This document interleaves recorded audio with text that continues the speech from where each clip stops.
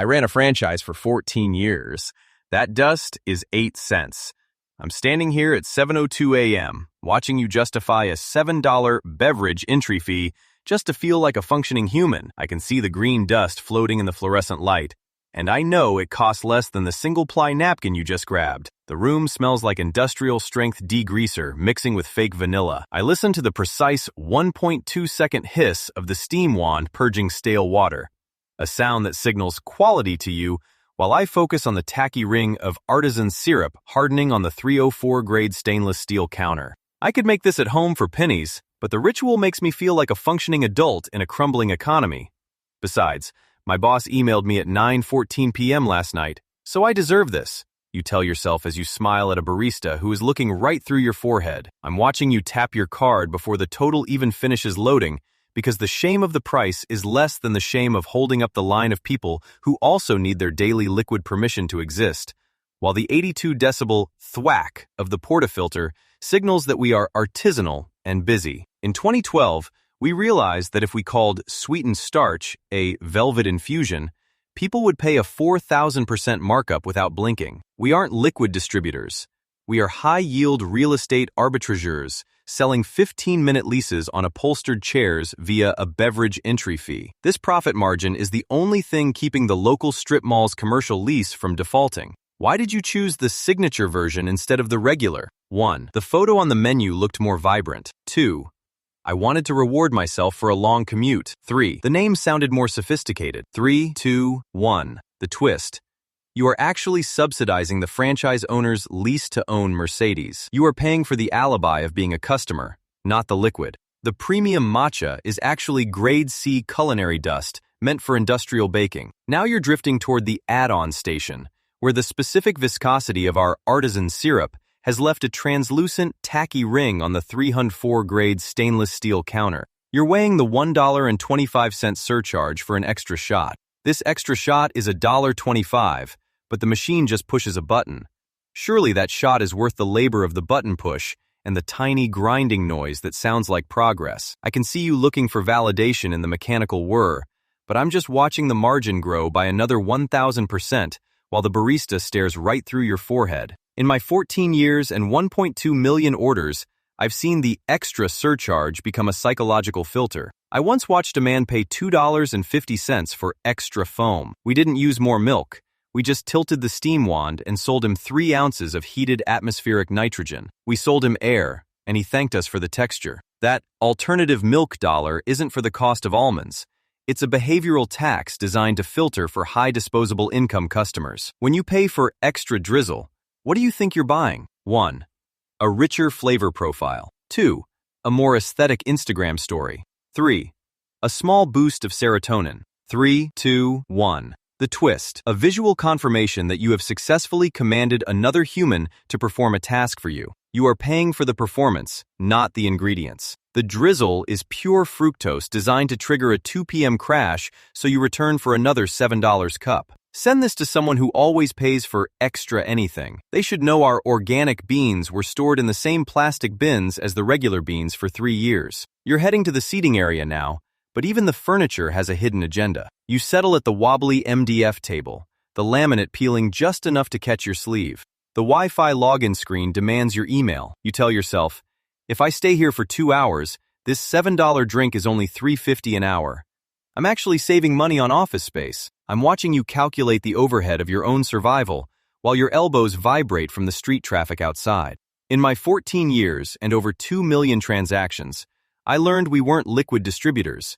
We were high-yield real estate arbitrageurs selling 15-minute leases on upholstered chairs. We intentionally chose stools with foam that bottoms out after exactly 19 minutes to ensure maximum table turn while maintaining the cozy aesthetic. You think the free Wi-Fi is a corporate gift? It's a data harvesting net that sells your browsing habits to the mall's holding company. Why do you feel guilty if you don't buy a second drink after an hour? Option 1. I don't want the staff to think I'm cheap. Option 2. I need another caffeine hit. Option 3. I feel like I'm stealing the electricity. 3, 2, 1. The staff doesn't care. They're just waiting for their shift to end so they can go buy their own overpriced dopamine. The industry successfully gaslit you into believing public space must be purchased in 60-minute increments. Tag the digital nomad who lives at the corner table. Don't forget, the music playlist overhead is scientifically engineered to increase your chewing speed. You're packing up, but your phone screen lights up with a bright red loyalty notification. You're staring at the interface, the haptic vibration still tingling in your palm. It's a clean, minimalist UI designed to mask the fact that it is a digital leash. If I just buy this $7 liquid today, I unlock the free $3 cookie next Tuesday, you whisper to your bank balance. I'm essentially a hedge fund manager of snacks, optimizing my caloric ROI. You have convinced yourself you aren't spending money. You're investing in future dough to keep the streak alive. In my 14 years, I watched millions of you chase those digital stars. We didn't care about the cookie. The free items cost us significantly less than the data we harvest from your phone's GPS while that app is sitting open in your pocket. We aren't giving you a gift.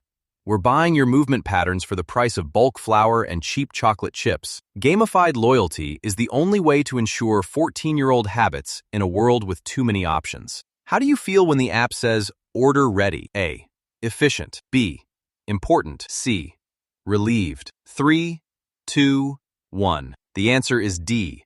Like a lab rat that successfully pressed the lever for a sugar pellet. That notification is specifically timed to make you walk faster, increasing your heart rate and your sugar craving simultaneously. Send this to the person with 47 different coffee apps on their home screen. Just remember, the store manager's special is just whatever inventory is expiring in 48 hours. You grab your cup and head back toward the exit, merging into the late afternoon heat of the drive-through lane. The asphalt radiates a dull heat from 100 idling engines at 5:30 p.m., creating a shimmering haze of carbon monoxide and the acrid ghost of over-roasted beans. You're boxed in by a silver SUV and a delivery truck, trapped in a line that moves with the agonizing mechanical precision of a glacier. I watched you check your watch 3 times in 60 seconds, as if the sheer force of your anxiety could compel the headset-wearing teenager to move faster. You grip the steering wheel and tell yourself that this $7 cup is the only variable in your life you actually get to choose today.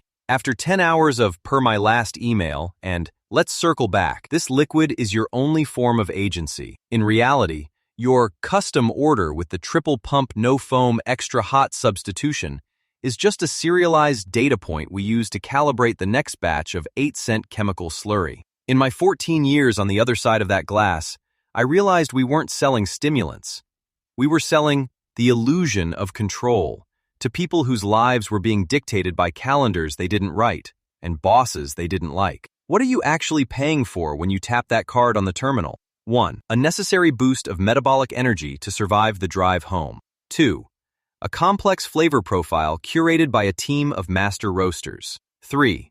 The sheer convenience of not having to wash a blender at home. 3, 2, 1. The answer: you are paying the vulnerability tax, the literal cost of being a human who requires a predictable, warm object to endure a system that offers you no other small victories. It's not a beverage.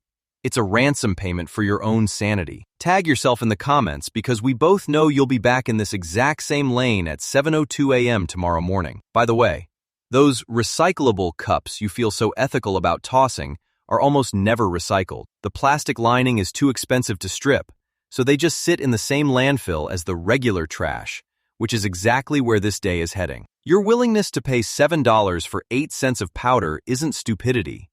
It's a testament to your resilience in a world that offers you no other small victories. That cup is a trophy you bought for yourself. Stop buying the story. Just buy the caffeine.